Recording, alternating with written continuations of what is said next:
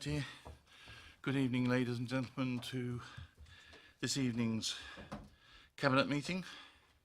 The first thing which I have to do is to point out to you that there are no fire alarms anticipated for this evening, and therefore, should there be the alarm sound, then to leave the room and the building as quickly as possible. The fire exits are over there and over here, and go down the stairs and meet in Moore Park. Second thing to note is that this is being webcast, and therefore everything is being recorded for posterity and will be published on YouTube. And then finally, mobile phones, if you have one about you, would you please put it onto silent or turn it off, and don't leave it vibrating on the table, because that's just as annoying. Fine. That the House rules being dealt with, we move on to apologies for absence, of which there are none, and declarations of interest. I don't think there's anything on this evening's paper, so no declarations of interest. Then urgent matters, there are none. The minutes of the meeting held on the 15th of May, can I just ask first of all, are there any points of correction that anybody's raised? If not, I just have one point, really is a query, which is on the 618, the referral from Council on the on the Charter for motor neurone disease. We did delegate the responsibility for signing that to the appropriate Cabinet member. Is that, Hannah, is that now done? Thank you, Leader. Yeah, sadly I've not been given any official bit of paper to sign, but we are officially agreed to the Charter, and we feature on their website as being compliant with that.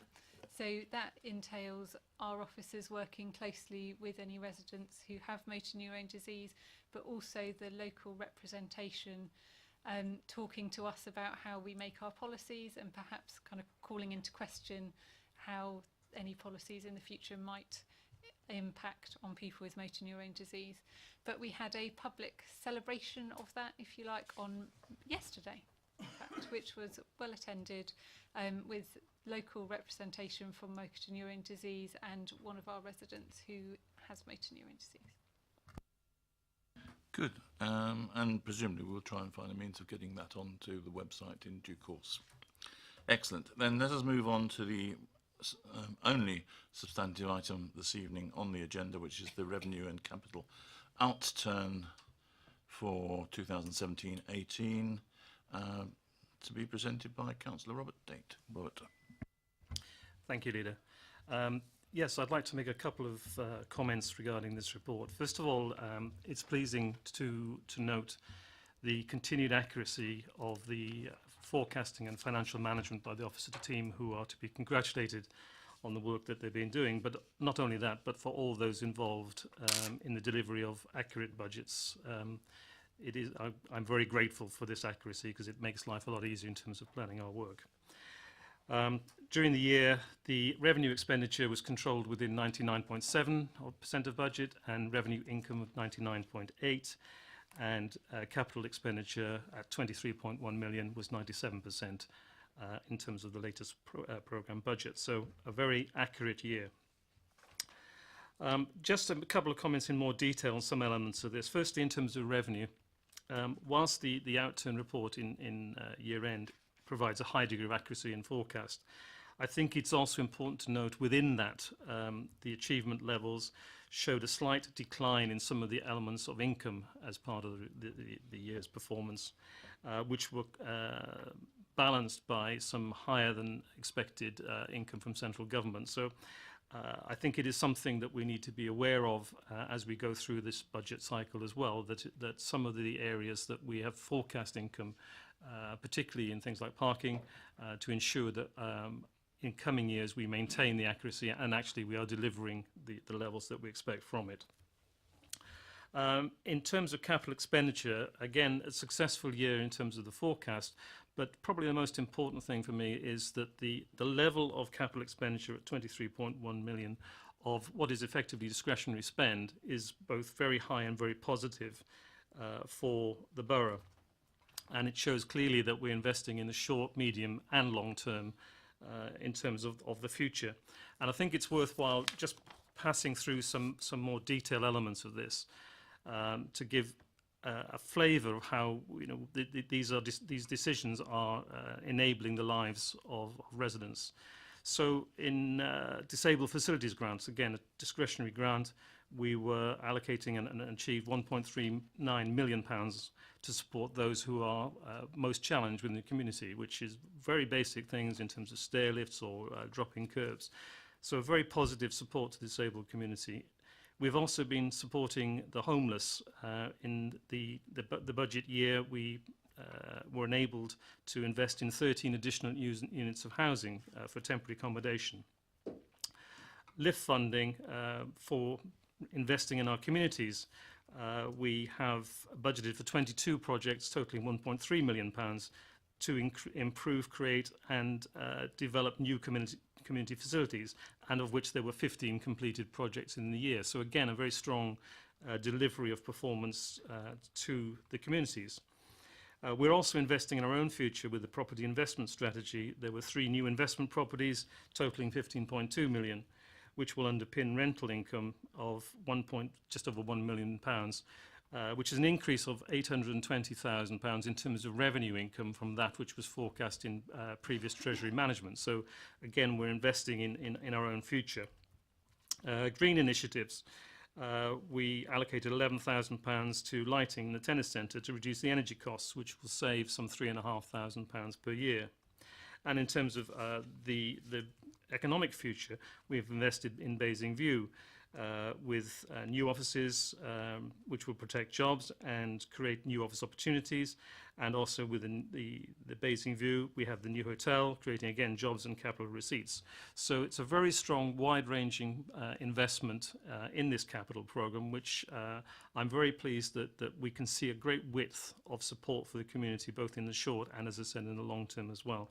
So I believe this is a substantial positive position for the council in terms of finances, but also in its ability to develop its own future. Thank you, Councillor Tate. Comments?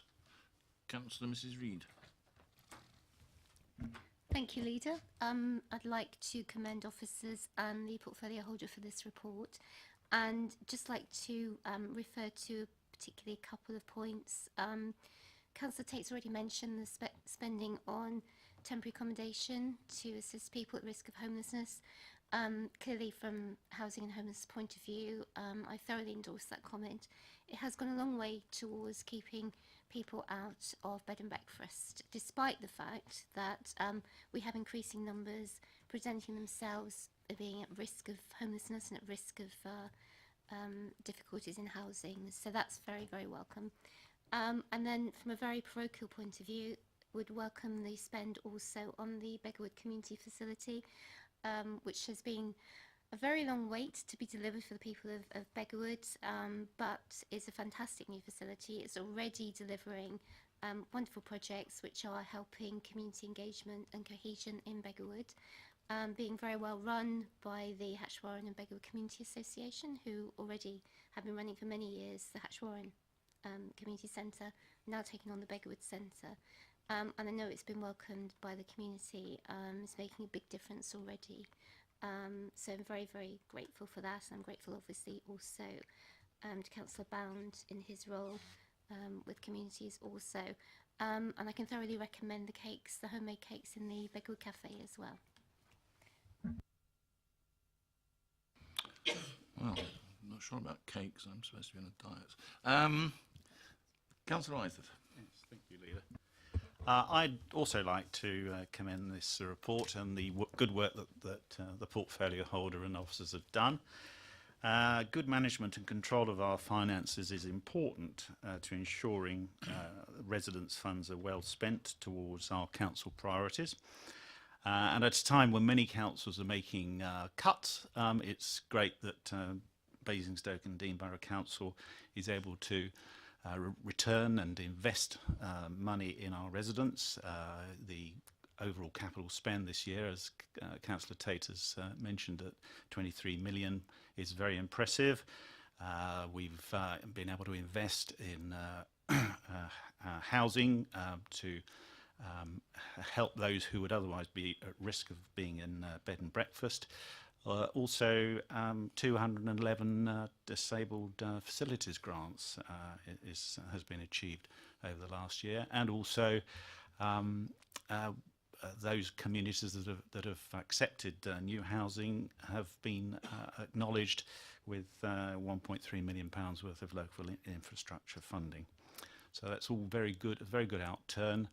I'd also like to, at this point, because I think it's probably his last one, commend our excellent long-serving Chief Financial Officer on his work. I note that revenue expenditure is within 0.3% of budget, and revenue income is within 0.2% of budget. So all I would say is that if he'd only stayed here a bit longer, he would have perhaps got to 100% on both. But never mind. I wish him all the best in his well-earned early retirement. Good, thank you for that. Anybody else? If not, I think I would just echo what all the others have said, that it is a very sound piece of financial performance, which bodes well for the future. And I think what is quite significant is that a lot of this investment has gone in actually to just providing the groundwork for a lot of further investment to come, especially as we move into Manydown and to the other key areas. So this is essential to the long-term success of the borough, that we maintain this kind of investment level at the moment and continue to build, not just for today but for the future. And we're in a very fortunate position to be able to do that. On the other hand, I think it would be foolish of us to not recognise that times are only going to get tougher over the next few years, that there is going to be no rapid increase in income from any particular area other than that which we can generate ourselves. And therefore that's what we must turn our minds to being able to do for the future, but we must make sure that we maintain this momentum going forward at the same time. So are we happy to receive the report? I think so. In which case, there being no other business on the agenda for this evening, I thank you all for your attendance and bring the meeting to a close at, what, about 19 minutes to 7.